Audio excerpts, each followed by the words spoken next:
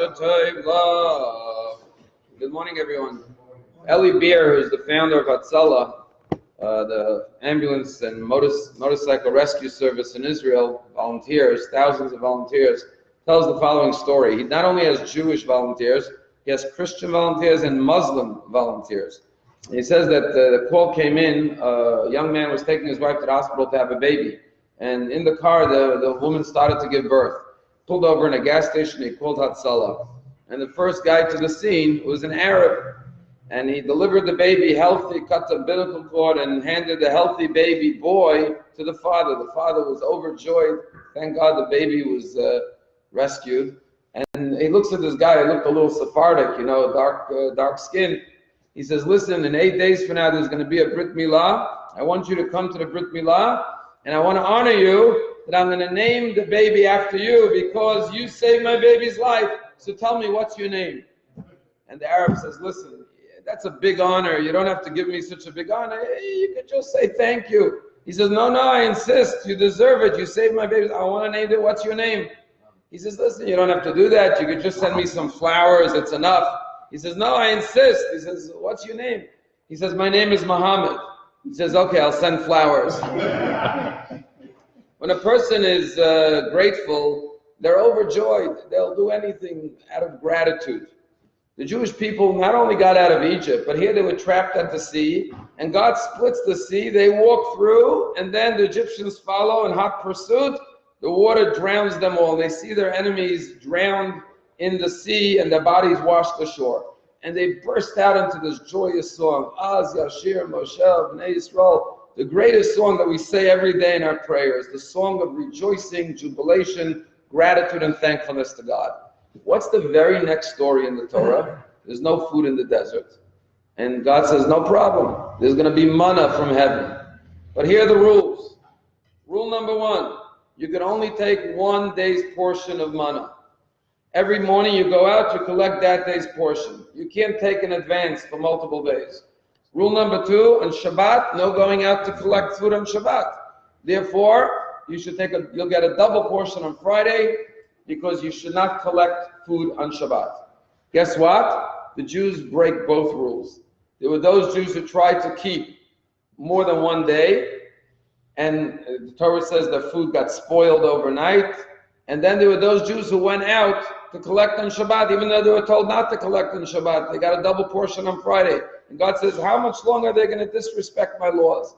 And the question is, they just saw such miracles, 10 plagues, splitting of the sea. They were so grateful. And then God gives them manna from heaven and gives them 2 rules, and they break both rules. How could that be? But unfortunately, because they had a slave mentality, they lacked faith in Hashem. They lacked the faith. God was trying to teach them, every day you wake up, Hashem will provide for you. You don't have to store in advance. I'll give you your daily portion from Shemayim. And on Shabbat, you don't have to work on Shabbat. I'll give you an extra blessing on Friday. You'll have a double portion, and you'll have enough for Shabbat. The problem is the Jews didn't have that faith. And God was trying to teach them that faith. And we learn that faith every single Shabbat. Why do we have 2 chalot on the Shabbos table? Lechem Mishnah, a double portion, to remember the double portion that God provided on Friday for the Jews in the desert.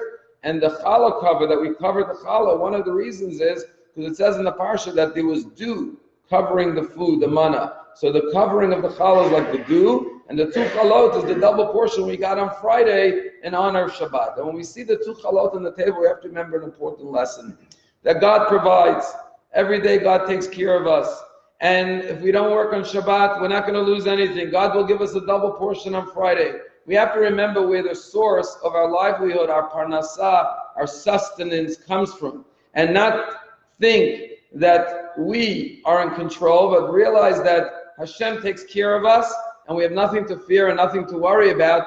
And remember the past, all the times God helped you, like the Jews who were saved by Hashem from Paro and from Egypt, and the sea was split.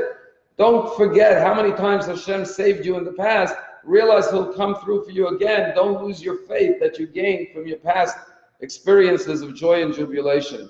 Quick story, they tell a story about this rabbi who gave a sermon, a holy rabbi at Tzaddik.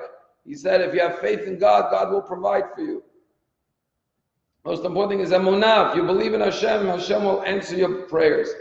So this guy goes out, he says, okay, I believe God's going to help me win the lottery. And he goes out and buys a lottery ticket. And he's disappointed he doesn't win the lottery ticket. So he goes back to the rabbi, he says, Rabbi, you promised me that if I have enough faith, I'm going to win the lottery. I bought the ticket, I believed God was going to help me win the lottery. It was $1 million lottery ticket, and I didn't win. So the rabbi said, I'll tell you, do it again, and I guarantee you, you're going to win. If you really believe you're going to win the $1 million. And I'm so sure that you're going to win that I'm willing to give you right now $500,000 so that when you win the million, you'll give me the $1 million.